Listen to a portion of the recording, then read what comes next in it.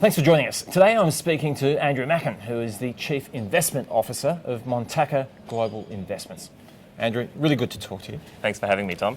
Now, as a fund manager, you would be applying a whole range of disciplines to the market volatility that we're seeing at the moment. How does the average person make sense of what's going on in the markets at the moment?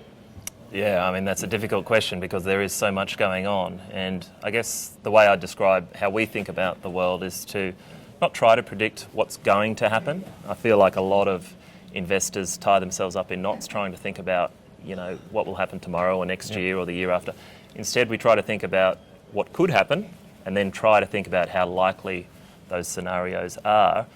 It's particularly difficult at the moment because if you think about all the different possibilities that could play out in the world right now, and if you think there's Brexit going on, there's various tweets coming out from a certain president in the United States. They can be instrumental in affecting prices. They can move markets, absolutely.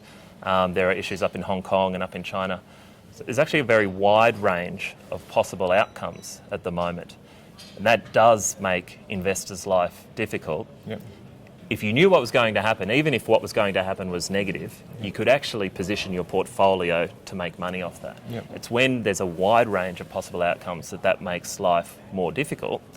And now you might say, well, should investors just sit on the sidelines and just sit this one out? That's a really dangerous game to play as well today because interest rates are low and falling. And, we are in a situation today where sitting in cash could actually be the most dangerous decision you could make. So you mentioned those falling interest rates, and they are obviously a reflection of the moderating growth that we're seeing throughout the world. And this new plunge lower in interest rates makes it very difficult because anything that generates an income or a return is quite pricey. Is that a reasonable point of view? That is. And actually, let me take a step back because I think there's still a large number of investors out there who believe this is just a cyclical thing, and maybe they're right. We actually take a different view. For us, if you think about the last 10 years since the GFC, interest rates have been falling. We've been experiencing emergency monetary policy settings all around the world, so quantitative easing, these sorts of things all around the world. But for the last 10 years, everybody thought it was temporary. Okay, everybody thought this was just post-GFC situation and eventually things will normalise. Then throughout the end of 2018, fourth quarter of 2018, interest rates in the US went up and the whole world started to implode. So we actually believe that what's changed is that slowly but surely investors are considering the possibility that this is not temporary and actually interest rates and bond yields could remain lower for an extended period of time. And we're talking decades, not months or years. So, and then you might say, well, why would that be? Here are two reasons why I think interest rates could stay lower for a lot longer. And one is demographics, and two is technology. So you've got an ageing generation, there's a transfer of wealth to a younger generation. That's right, and you've got fewer working age people and a much larger number of retirees. That's a drag on growth. Obviously, people spend the most money in their life, in their 30s and 40s and stuff like that. When you're in your 60s, 70s, 80s, you're spending a lot less. So that's a drag on growth. But that's obviously here to stay. Demographics don't change much at all. And then technology, you think about things like automation, and how that's disrupting various forms of employment. That's only going to continue. Driverless cars, driverless trucks, if and when they arrive, that's going to disrupt employment.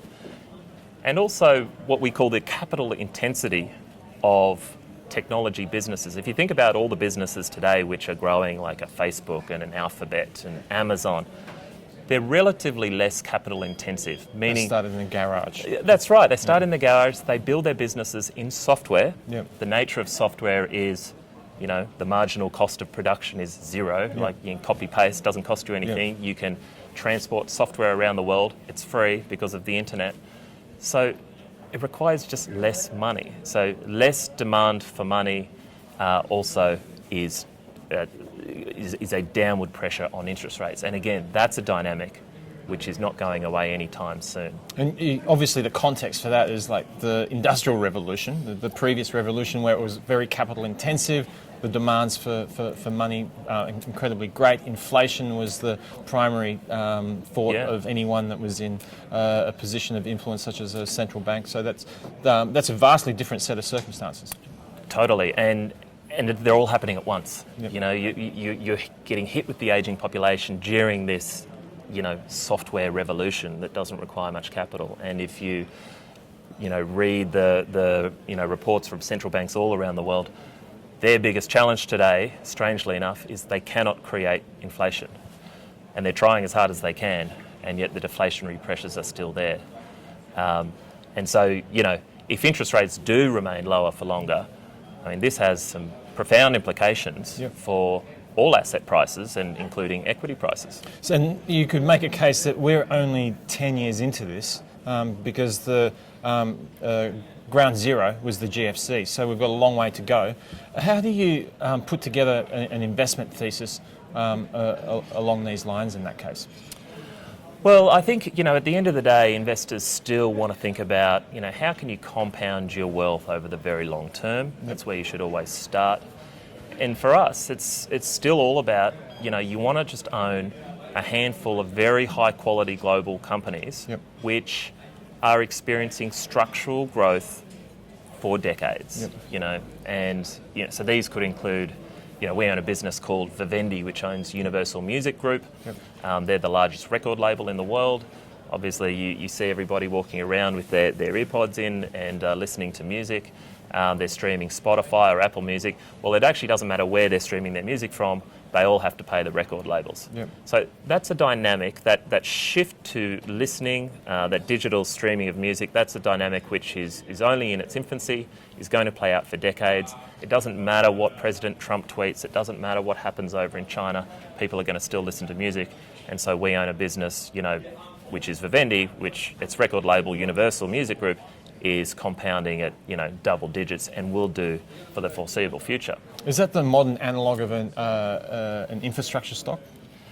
Well, it is. I mean, sustainable growth. Just if you can have confidence that your growth is sustainable, that is very, very powerful, particularly in a low interest rate world. I mean, if you think about, a lot of people have made money in bonds in the last 6 or 12 months, and that's because bond prices have gone up 30-40% because the PE ratio of the bond, or the price relative to the coupon, has gone from 40 times to 60 times or 70 times for an earnings stream, the coupon, which is not growing. Well, instead you can buy a business like Vivendi where the earnings stream is growing at double digits and the PE ratio is less than half that of the bond, right? So that's a long-winded way of saying that there's actually an argument here to say that equities are very cheap. Compared to very expensive safe havens such as government bonds, because you're paying for that defensive quality. Correct. And the counter-argument would be, well, how do I know that growth is sustainable? So for me, that's why we would say, spend your time focusing on the sustainable structural growth stories. So Vivendi is a relatively new example of the new way that things are distributed. What are some other examples that have caught your eye? Yeah, so we own a business in the United States called United Health. It's the largest health insurer in the United States. And your viewers will know we have an ageing population in Australia, but they have an ageing population in the United States as well. 10,000 Americans turn 65 every single day. So, and this comes back to our demographics argument, populations are ageing all around the world, including in the United States, and this is driving structural demand for healthcare services for decades. Not for this year and next year, but for decades to come. So we think that, as the largest health insurer in the United States, United Health, and this is also a business which is spending a lot of time and effort and money on thinking about how to actually deliver healthcare more efficiently. We think they're very well positioned, again, to deliver a growing earnings stream for a sustained period of time, which again, in the context of this low interest rate environment, is very, very powerful for investors. What other industries are ripe for disruption that may not necessarily have been thrown into that vortex just yet? Ripe for disruption? Yeah, well, There are a number of consumer packaged goods industries out there, especially the premium branded goods, Yep. Kraft cheese, Heinz tomato sauce, which are being disrupted by private labels. Right. Private labels being brought out by Woolworths and Coles, or in America by Walmart and Costco Yep.